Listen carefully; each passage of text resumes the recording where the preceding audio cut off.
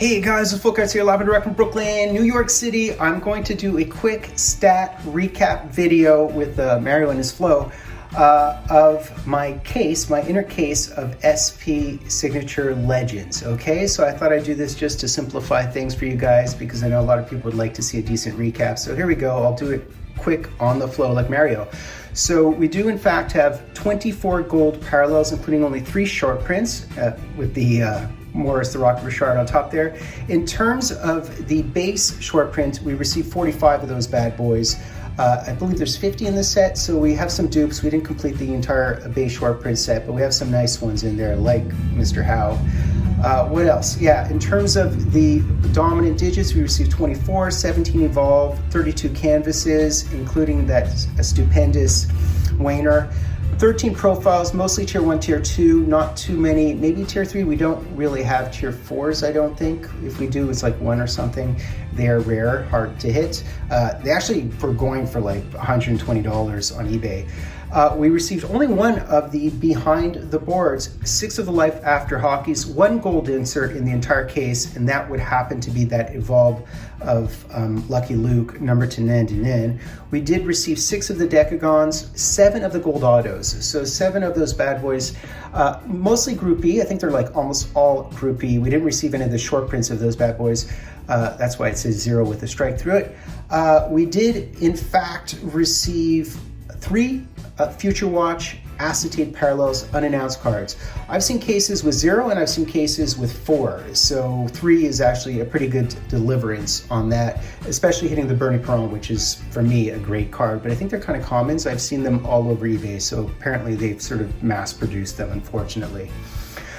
In terms of our major hits, all right, so it's right here. So we did hit 2 Future Watch autos, number to 99. That's really good because the 199s are the most common. It's really hard to hit the 49s, so that's kind of excellent. In fact, we also received 1 of these Future Watch parallels number to 10. They have auto versions of these and non-auto versions. Not all the cards are autoed. I've seen them or heard them called golds. I've heard them being called blacks. Whatever they are, they're blacks or they're golds. They are the number to 10s.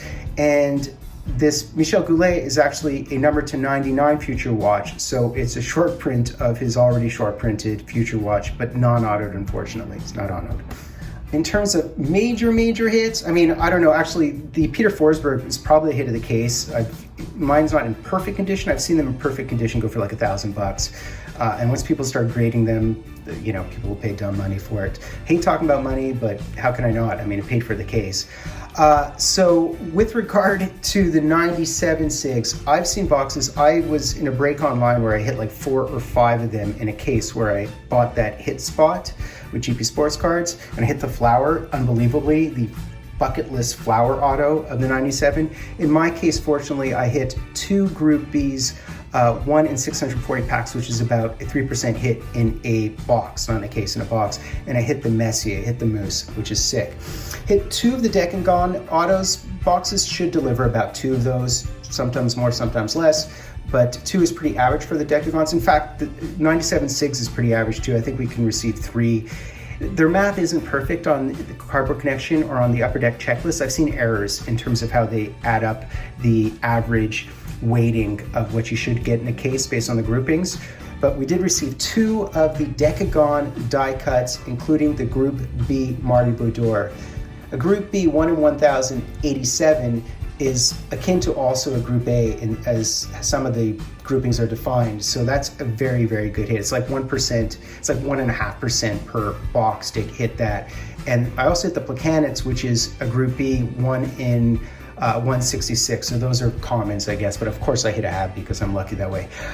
What else? So we also hit the Century Legend SIG of our man Dougie, and this was also a Group C, 1 in 143, which is like 13% hit. And we hit 0 of the duals, trips, quads. Of course, I mean, cards that are numbered to 5 or numbered to 10, you're not going to hit, particularly if there's only like 8 cards on the checklist or 5 cards on the checklist or 4 cards on the checklist.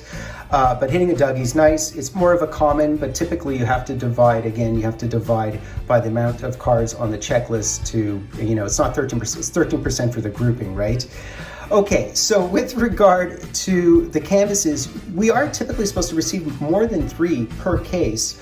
I was in a group break the other day where I think I hit 5. I took the canvas spot and I think I hit 5 in one case. And here I only have one Upper Deck Legends canvas in mine, unfortunately, although I'm not complaining for obvious reasons, hitting multiple future watches and hitting, HOF best players in the history of our game.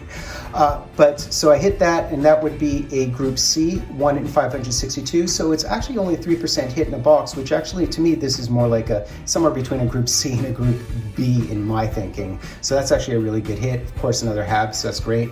And then in terms of the digit gold foils, these are non-numbered. It does have a grouping. It's also a Group C, so I hit one of those bad boys, and it's a Group C. So you can see that Group C's here are about 3-4%, yet this one's 13%. I didn't do the math on this, but Group B is actually, this is 1.5%, as I said, for that Group B, probably about that much. You can see this is a Group B, and it's 1 in 600, and this is a Group C, and it's 1 in 600, so, also, quick last ditch remark. I'm standing back from the table today because the only way I can shoot this. I did do a loose box before my case, and this is what I hit.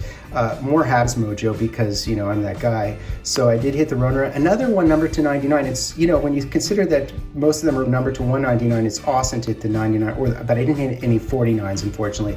I hit the Johnny Leclerc acetate.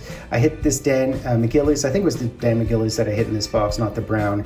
And I hit this Dominator, which is numbered to 39. So this is numbered to the jersey number parallel of dominant digits. So that's also, I'd say, a very solid box. My standalone box was also super solid.